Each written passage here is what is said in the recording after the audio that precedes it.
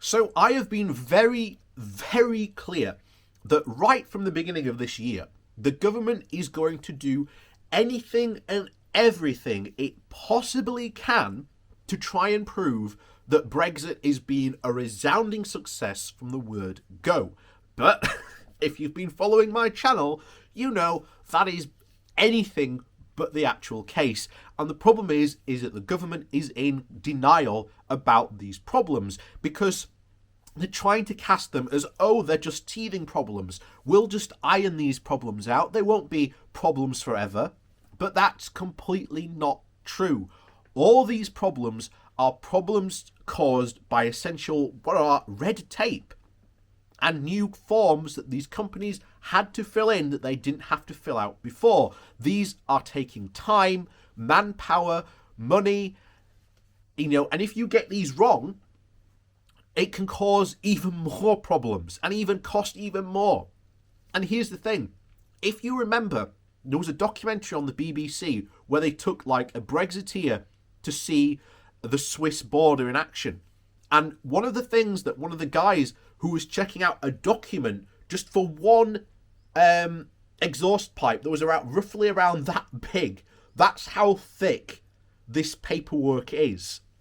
For one exhaust pipe, he basically said that there's about a 20% failure rate.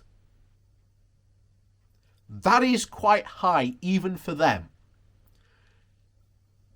And some say because now we don't have enough customs officials because, again, the government does not want to invest the amount of money it would need to take on the amount of these customs officials, we could see a potential failure rate as high as 40%.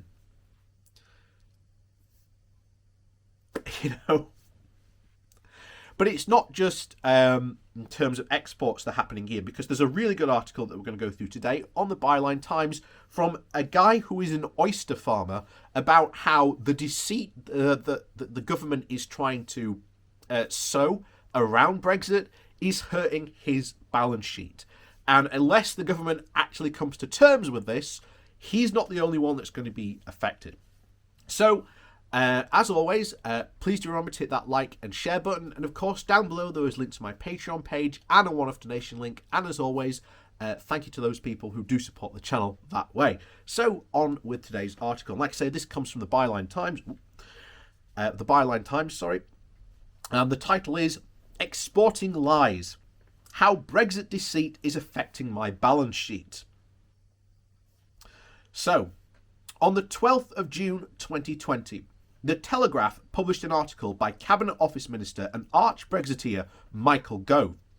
With the confidence oozing through the piece, he wrote this: "We're investing £700 million to make sure that our borders are ready for full independence. We're investing in new infrastructure, more jobs, better technology to help move goods smoothly. The money will be used to ensure that Great Britain's new borders will be ready for when the UK takes back control on the 1st of January 2020. Of course, as you all know, that didn't quite happen. On the 1st of January of 2020, my family's business ceased trading with established European customers for the foreseeable future. The smooth movement of goods promised by Gove was a complete lie. I knew it was a lie because my business had been trading with a customer outside of Europe whose country did not have a trade agreement with the UK. And to send oysters to him involves very specific and expensive paperwork. Otherwise, the goods are held at customs and there is no negotiating on the paperwork required. Leaving a giant trade bloc was inevitably going to create complicated export processes for small businesses like ours. Yet, Gove lied about such complications being a likely future of post-Brexit trade. On the 30th of December 2020, I would have been able to pack some oysters into boxes and then load them on a van and then send them to Europe with nothing more than an address on the box and a delivery note. I now need a certificate of origin, of an invoice, an export health certificate, a proof of the EORI number, and a document certifying that the business entities dealing with live animals and animal products are registered with the European Trade Control and Export System. This is a new technology version of the version, and this list is completely exhaustive. Personally, I do not find the paperwork a major problem. Having exported to Taiwan for many years, I know what's involved. Yet, our Taiwanese customer is a captive audience. He used to work for us and he loves British oysters. Therefore, he accepts the added costs associated with the paperwork. We have created an efficient ordering process for him, giving our firm enough time to comply with the paperwork that gets them through the Taiwanese customs. However, our process to export to this customer in Taiwan does not transfer to Europe. One of our European customers only knows what is needed on the day of dispatch, for example. To get an export health certificate, now a requirement for exporting to Europe, it needs to be signed by environmental health officers who are not available at the click of a finger to sign and stamp a document. It is highly unlikely that we will be able to get a certificate signed in such short notice. In this event, our goods would be stuck in the UK. It is possible to get around these difficulties or adapt over time, but that's not the biggest problem. With extra paperwork comes extra cost, and that cost will most likely kill our customer base. We are quite proud of our oysters that we produce here and offer their quality of over a 300-year legacy of our family business. However, heritage only goes so far. Ultimately, we compete with our other firms on price, and that is the basis of our business. The costs of added paperwork we will have to be transferring to the customer and creating the serious risk that when we lose their custom, how can we compete with Danish, French or Irish oysters that have been delivered without customs cost and the complex procedures? I would like Gove to explain that.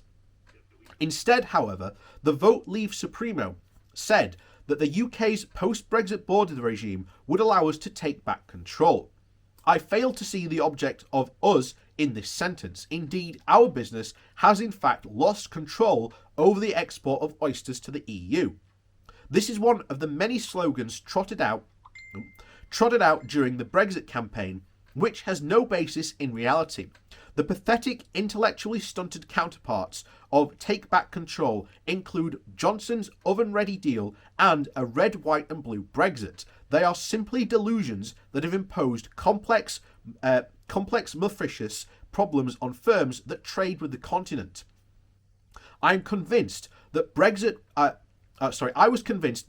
would damage the fishing industry, and Nigel Farage's regular stunts, including bobbing past Westminster on a flotilla, simply confirmed my belief. This is a man who, when he served as a member of the European Parliament, failed to attend fishery meetings, yet when he could use the issue to his political advantage, he jumped effortlessly onto the bandwagon. Ironically, now Brexit has ground my industry to a halt, Farage has fallen silent, as if he is sunk on one of those boats he pretended to care about. My family business has been built on passion, good faith, and integrity. We work hard not to be only a good commercial enterprise, but also to ensure that our business is grounded in the local industry and community. The people we know and love, the families, the supporting firms built around the fishing industry have been ransacked by charlatans, men like Gove, Farage, and Johnson, who only know vanity and mendacity. I never believed their promises, and I have never been more convinced that I was right. And yeah, we are going to see, I think, as time moves on, we are just going to see more and more of the British fishing industry start screaming like mad at these levers.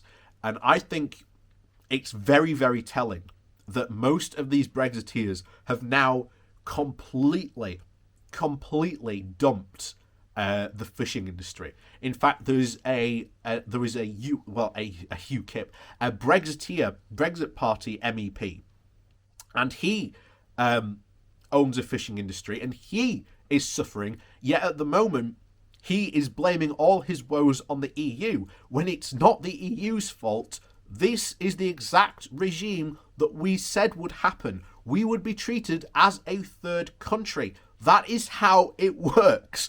And yet, once again, as we always said, Brexit is based on a fantasy of a country that never existed and could never really exist again. We cannot time travel, back to the glorious imperial days, as many Brexiteers seem to think that we can do.